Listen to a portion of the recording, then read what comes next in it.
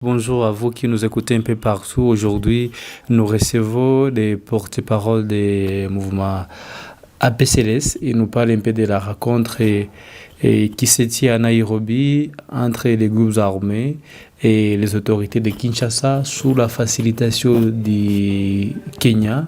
Je suis Héritier Nangue Nangue, porte-parole de l'Alliance du peuple pour le Congo libre et souverain, APCLS en sigle. Monsieur Héritier, vous êtes porte-parole des APCLS et depuis quelques jours, il y a des consultations qui ont été amorcées par Kinshasa et la communauté des pays de l'Afrique de l'Est.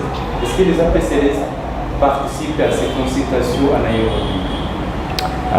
En fait, l'APCLS ne participe pas. L'APCLS était ouverte à participer à ces consultations qui sont organisées à Nairobi. Néanmoins, nous n'avons pas encore été invités officiellement par le gouvernement congolais et nous n'avons encore pas eu le moyen pour pouvoir atteindre les autres qui sont en train d'être consultés à Nairobi. Mais est-ce que vous avez reçu des invitations de Kinshasa? Non, c'est ce que je dis. La PCLS n'a pas encore eu son invitation. Mais nous avions appris que la délégation des APCLS était partie à Nairobi. Ça, c'était une fausse information relayée par la radio Okapi. Et nous aussi, nous avons suivi comme tout le monde sur les ondes de la radio Okapi. On disait que les délégués, les membres de la délégation de la PCLS sont en train de faire des formalités au gouvernorat, et une chose qui est tout à fait fausse. Et récemment, je crois, le dimanche, on va encore dire que le général Janvier, avec de ses délégués, venait de décoller de Goma vers Nairobi. C'est tout à fait faux. Le général Janvier, jusqu'à présent, reste dans son quartier général et il n'y a aucune délégation de la PCLS aux consultations à Nairobi. Aujourd'hui, pouvons-nous savoir votre position en tant qu'APCLS par rapport à ces consultations qui ont été amorcées à Kinshasa? En fait, la PCLS a toujours été ouverte, comme je l'ai dit tantôt, aux discussions. Nous avons toujours décrié avoir une franche discussion avec le gouvernement congolais ou avec tous les acteurs impliqués dans la crise de l'Est. Voyez-vous, sans longtemps dire, le gouvernement patauge sur des fausses stratégies au lieu de consulter ceux qui sont aussi des acteurs, qui leur livrent leur version des faits sur les causes intrinsèques de la crise à l'est de la République démocratique du Congo. Mais curieusement, aujourd'hui encore, on invite les gens à Nairobi comme si c'est à Nairobi où il y a il viendra, ou plutôt, je ne sais pas, c'est là où il y aura la magie de remettre ou ramener la paix à l'est de la République démocratique du Congo. Ce n'est pas une mauvaise chose si on invite les gens pour aller discuter, n'est-ce pas, des paix. Mais nous sommes pour discuter de la paix à l'est de la RDC. C'est le but pour tout le monde, n'est-ce pas? Bien que la plupart de ceux qui sont invités ou participent sont les mêmes qui terrorisent l'est de la RDC depuis des décennies. Donc selon vous, vous fustigez que ceux qui terrorisent un peu l'est soient les premiers à être invités?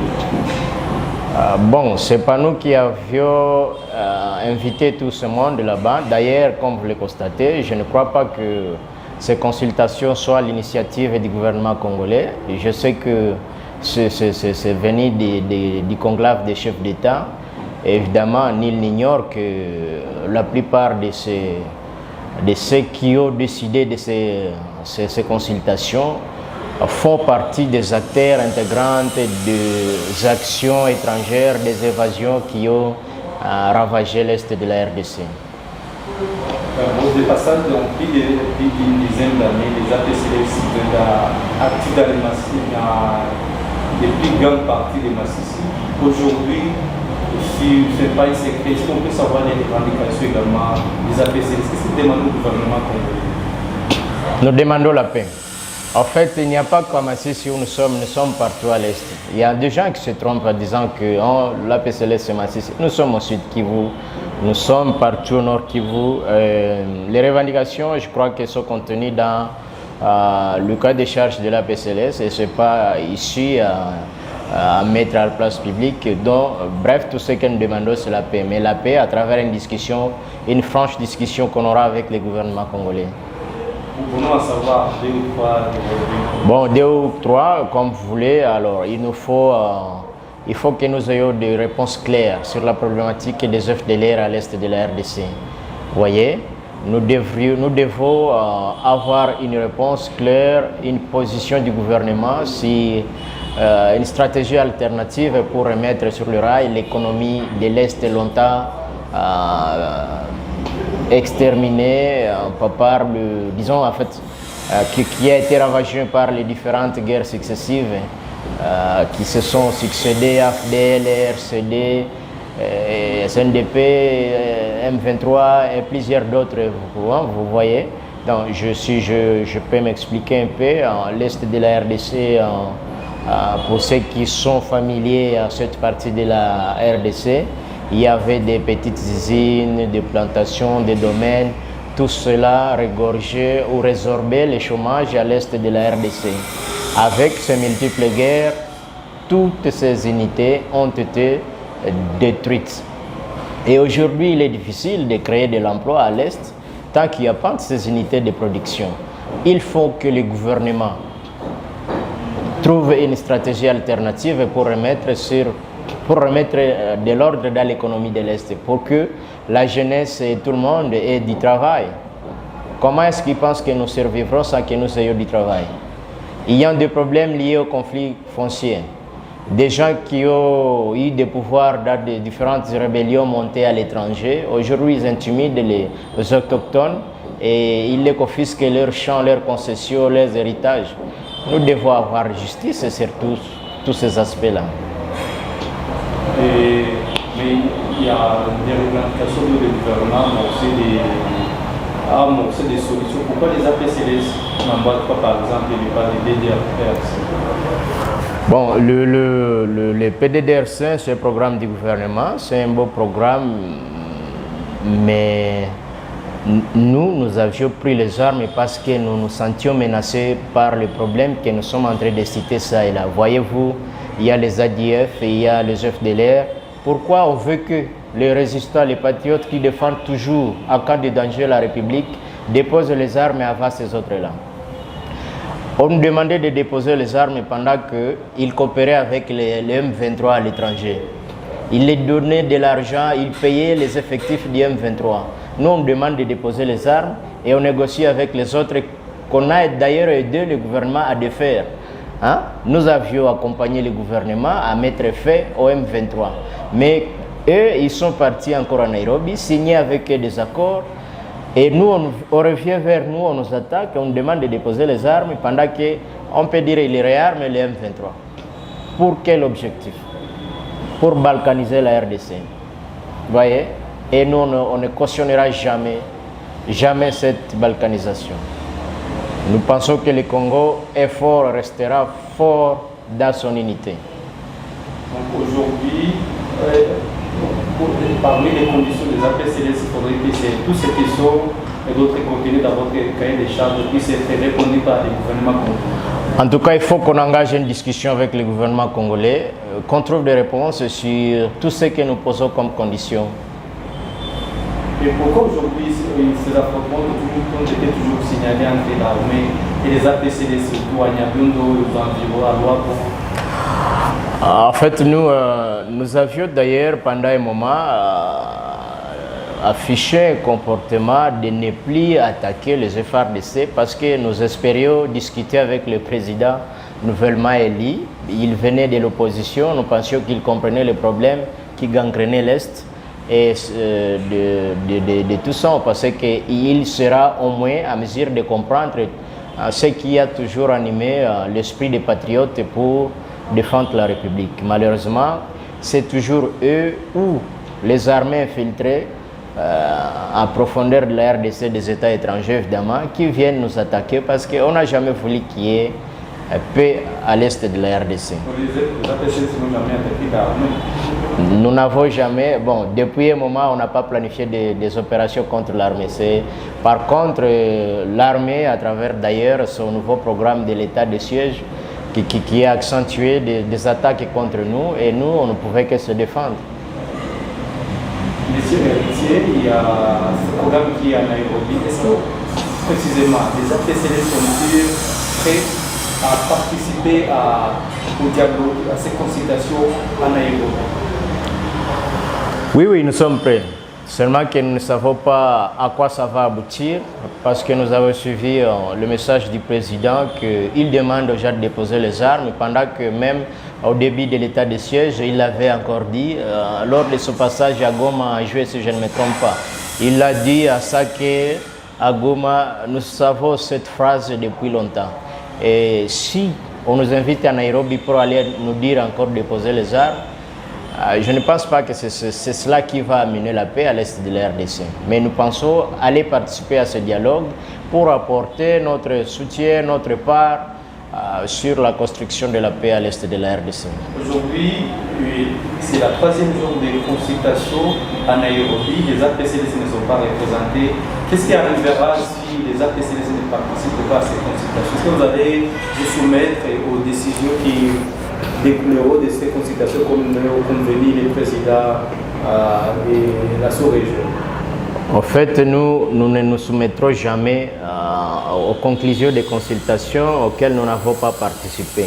Parce que leurs menaces qu'ils brandissent ne nous effraient pas nous. Nous avons déjà eu à en découdre contre de plus grandes forces d'ailleurs. J'espère que vous êtes journaliste, vous êtes au courant que la brigade d'intervention avait encore été formée, c'était contre nous. Nous avons combattu la brigade d'intervention des Nations Unies pendant 6 mois. Ils avaient des chasseurs de guerre, des unités d'élite sélectionnées par les Nations Unies. Les armées du Rwanda, de l'Ouganda, de toute la partie Est, nous les avons déjà combattues à travers la RDC. Et donc, il n'y a rien qui nous effraie. Oui, nous pensons, nous ne croyons pas, nous pensons, parce qu'il n'y a encore aucune conclusion qui justifie que toutes les résolutions qui vont être retenues à Nairobi vont exactement contribuer à ramener la paix. Nous pensons qu'aller participer, donner aussi notre part de réflexion sur la façon dont on peut ramener la paix à l'Est pourrait ajouter quelque chose. Imaginez, nous venons de parler par exemple de la problématique des FDLR. Pourquoi souvent les Rwandais viennent les disperser dans l'est de la RDC? Le Rwanda ne vient pas pour les capturer, pour les tuer, il vient juste pour les disperser, pour multiplier les poches d'insécurité à l'est de la RDC. Pourquoi pas le Rwanda ne peut pas ramener ses frères chez lui? Ce sont ses frères. Les talibans négocient avec les Américains à Doha. Les Tchadiens sont à Doha en train de négocier avec ses frères. Il y a ceux qui étaient au Mali, il y a ceux qui étaient, c'est pas au Soudan, mais ils sont en train de négocier. Mais aujourd'hui, le pays de la sous-région oblige le président congolais à discuter avec ses frères de l'Est et n'oblige pas, pourquoi pas, le Rwanda à discuter avec les FDLR. Pourquoi pas les ADF ne peuvent pas rentrer chez eux en Ouganda.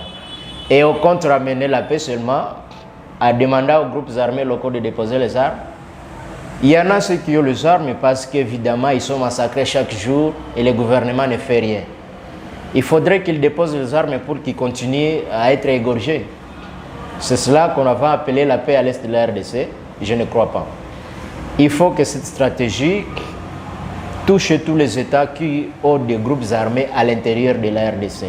Que le Burundi fasse de même, le Rwanda, MMA et l'Ouganda. Donc vous demandez la franchise entre les pays et la sous-région? Oui, justement. S'il n'y a pas hypocrisie ou s'il n'y a pas un autre plat derrière tout ce qui se fabrique à Nairobi, en tout cas, je crois que tous ces États devraient aussi suivre le pas qu'ils ont obligé à la RDC. Mais ce n'est pas la première dialogue qu'il y avait à Manileo, à Goma, et aujourd'hui nous avons Nairobi. Je pense que vous avez participé à Manileo. Est-ce que vous pensez à l'issue favorable à ce dialogue? Voyez-vous, à Manileo, à Goma, bon, c'était entre des Congolais et aussi, nous avions participé à la conférence à Mani, mais nous n'avons pas signé les conclusions de cette conférence. Pourquoi? Parce que la conférence à Mani amnistier les criminels de guerre et des gens qu'on connaissait comme des étrangers auxquels on a octroyé des grades. Vous êtes témoin. Bosco Ntaganda à la CPI, il avait avoué qu'il n'est pas congolais.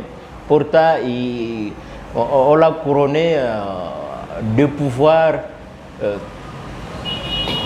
au plus haut niveau, général double région.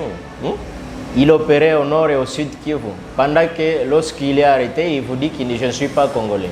Nous connaissons la plupart de ces genres de situations ici, à l'intérieur des FARDC. Il continue à exister des étrangers qui ont été infiltrés à travers ce genre de discussions, comme ce qui se passe d'ailleurs à Nairobi et ce qui a été fait dans la conférence Yamani Léo.